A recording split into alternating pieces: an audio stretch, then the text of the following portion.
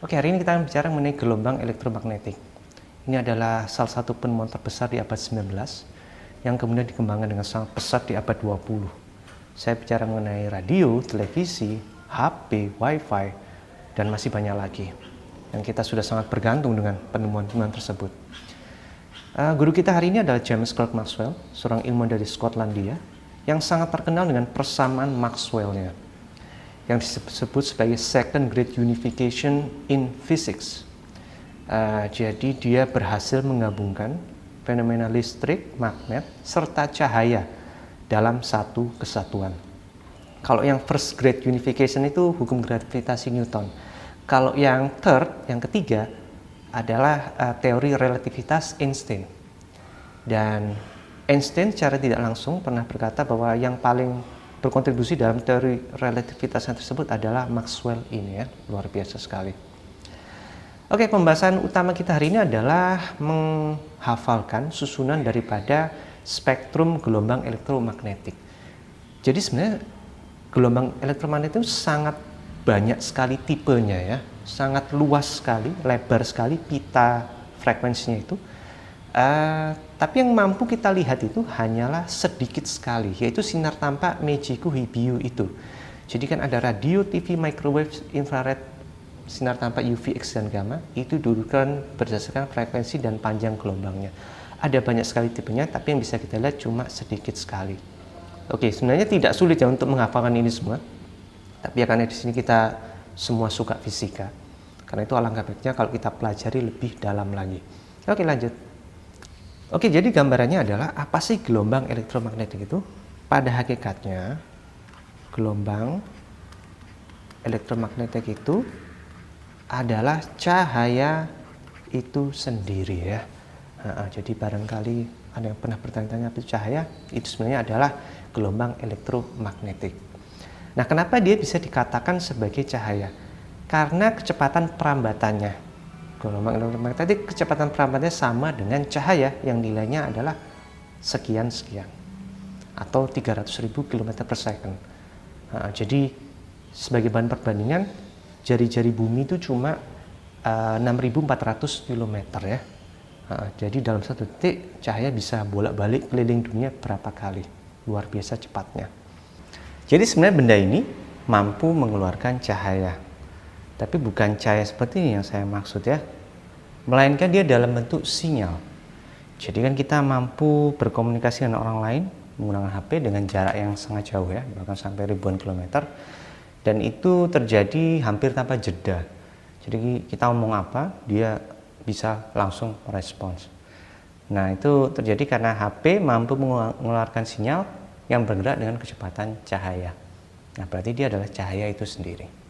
Oke, kemudian kalian pasti bertanya, kenapa kok dinamakan gelombang elektromagnetik? Kenapa kok namanya bisa sejelimet itu? Oke, jadi asal mulanya adalah, jadi dia itu adalah kombinasi medan listrik dan medan magnet yang berosilasi dan merambat melewati ruang hampa dan membawa energi. Oke, pelan-pelan, ya. Jadi dia itu adalah medan listrik dan medan magnet sebenarnya, cahaya yang sementara yang kita lihat saat ini, gitu. Untuk memahami kita perlu mundur sejenak ke induksi magnetik serta induksi elektromagnetik yang dulu pernah kita pelajari pas kelas 9 dan kelas 12.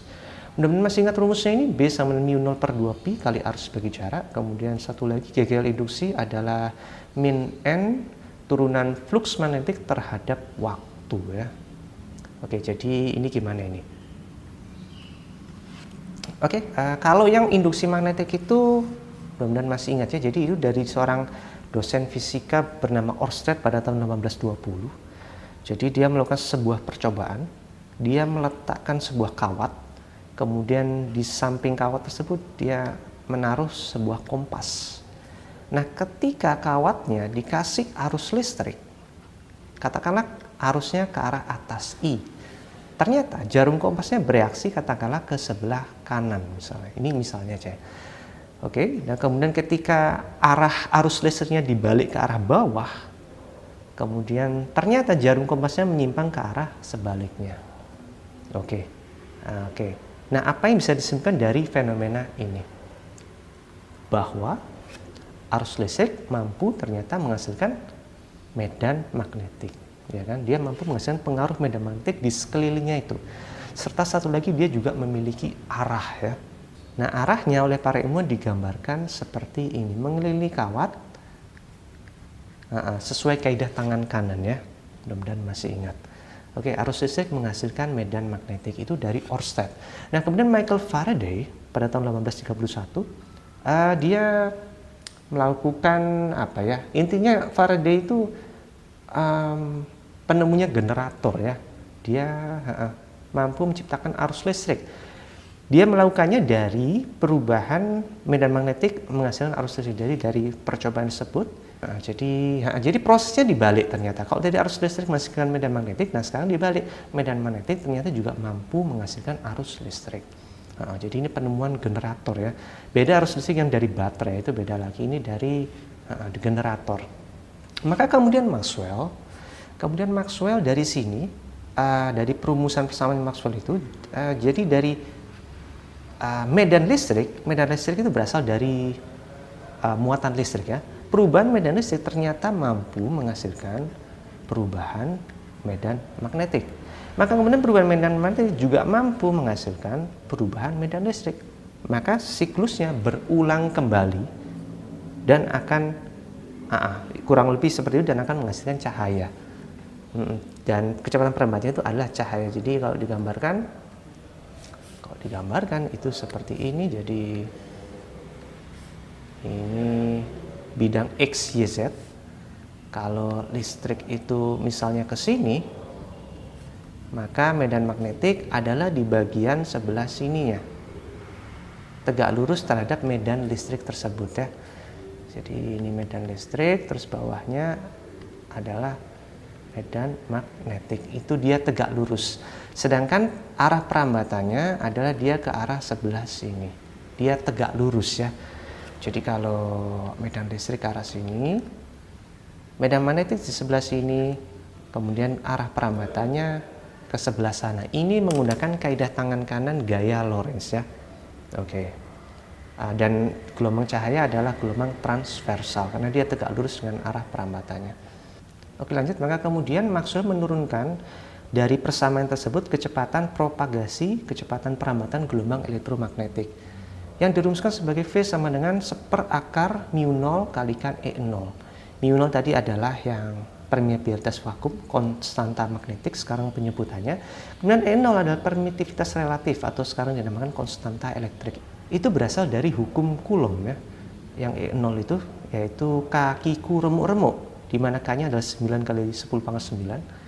Atau sebenarnya itu adalah 1/4 pi E0. Jadi E0 itu berasal dari hukum Coulomb.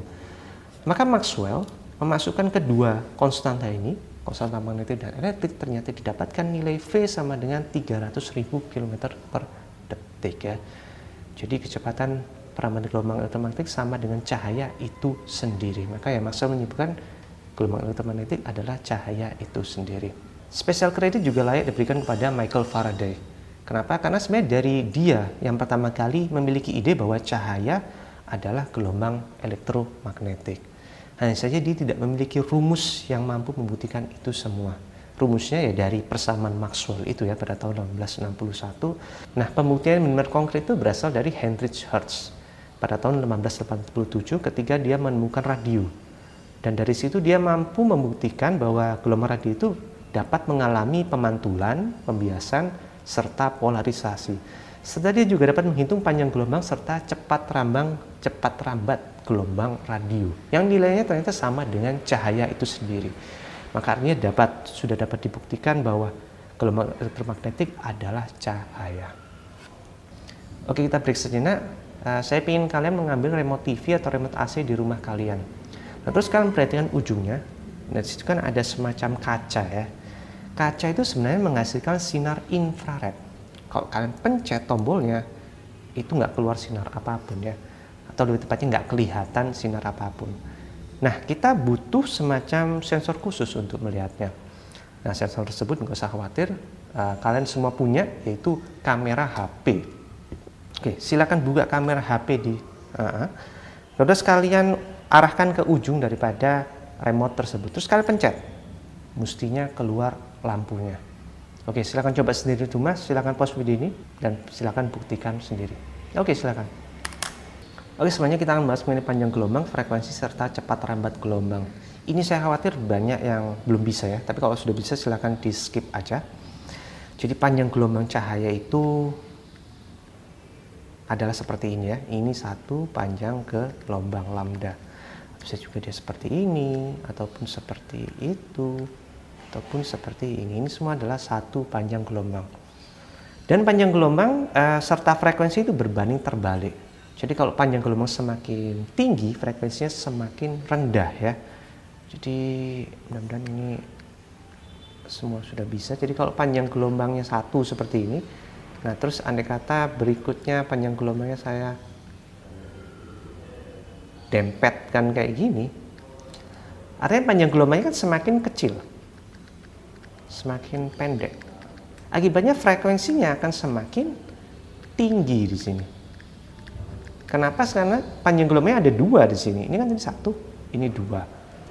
Oke. Jadi ya dia berbanding terbalik ya. Yang tetap itu cuma kecepatan rambatnya, yaitu c itu sendiri. C sama dengan konstan. Oke, perumusannya adalah V sama lambda kalikan F.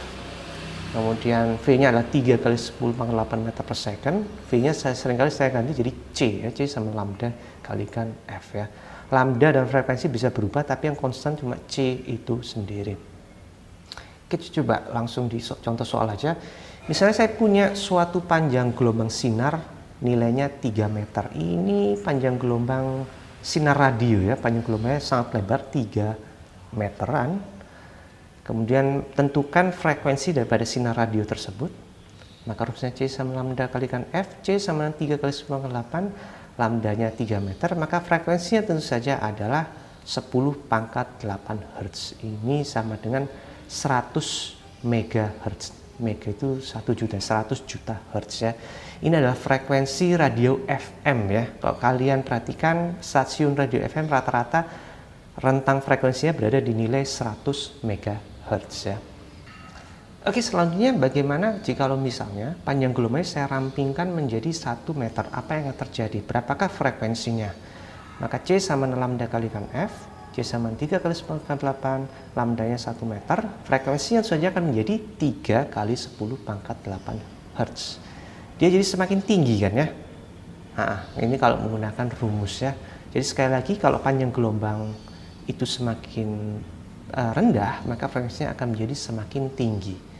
Nah, ini mirip kayak yang kemarin, hukum pergeseran Wien. Panjang gelombang berbanding terbalik dengan suhunya. Ini masih nyambung-nyambung kan ya.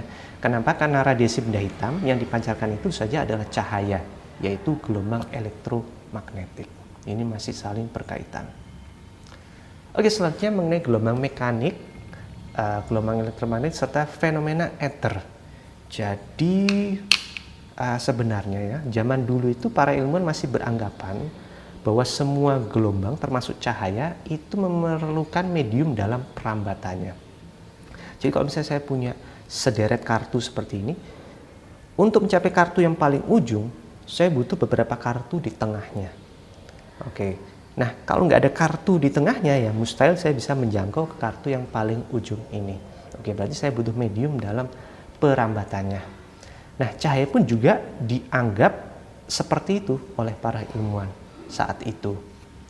Oke. Ini didasari contohnya dari bunyi misalnya. Bunyi itu cepat rambatnya di udara adalah 343 meter per second.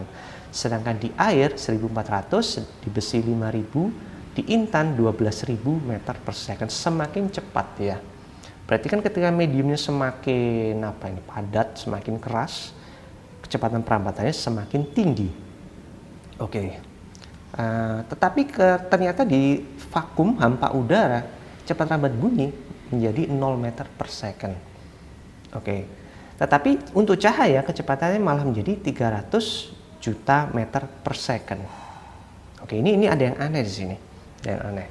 Maka para ilmuwan beranggapan, membayangkan bahwa ada medium di dalam ruang hampa udara. Itu anggapan para ilmuwan. Dan medium tersebut haruslah sangat keras serta sangat halus ya dia untuk dapat merambatkan cahaya. Itu anggapannya para ilmuwan. Dan medium ini dinamakan sebagai ether ya.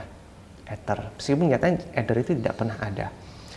Dan selama beberapa dekade, para ilmuwan berusaha membuktikan adanya ether.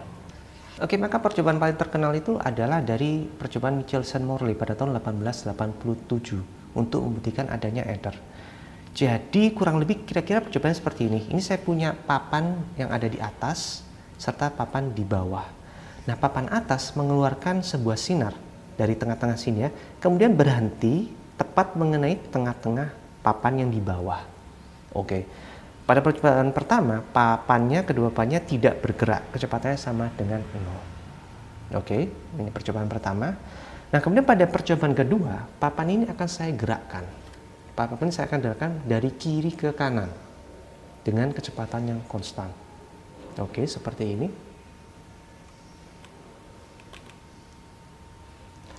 Nah, kemudian di tengah-tengahnya akan saya tembakkan sinar seperti pada percobaan pertama. Oke, jadi papan ini bergerak dulu dengan kecepatan konstan, kemudian ditembakkan sinar seperti pada percobaan pertama. Nah, pertanyaannya apakah sinar tersebut akan tepat mengenai papan yang di tengah-tengah papan tersebut, yang di papan di bawah itu. Apakah hasil percobaannya akan sama dengan percobaan pertama, ataukah ada sedikit pergeseran? Jadi tidak mengenai tepat di tengah-tengah, tapi agak sedikit ya bergeser, agak sedikit tertinggal. Mengingat papannya kan bergerak ya, dengan kecepatan konstan. Maka silakan pikirkan dulu. Coba pikir-pikir dulu di rumah 5 menit. Setelah itu akan saya beritahu jawabannya. Oke, silakan.